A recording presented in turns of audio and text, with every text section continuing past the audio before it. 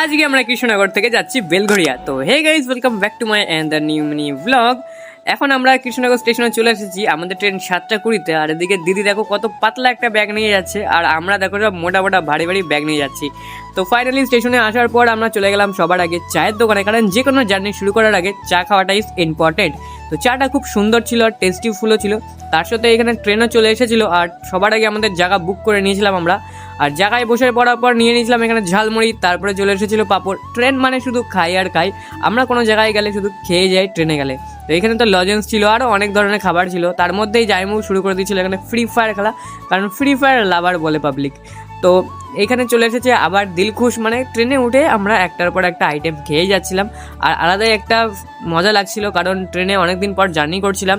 আর finally আমরা চলে এসেছি বেলঘরিয়াতে। আর বেলঘরিয়াতে আসার পর অটো ধরে চলে এসেছি জামাইবাবুর দিদি বাড়ি। আর জামাইবাবুর দিদি বাড়ি আসার পর কার সাথে দেখা দেখো, পুচু। ও তো খুবই ভালোবাসছিল আমাকে।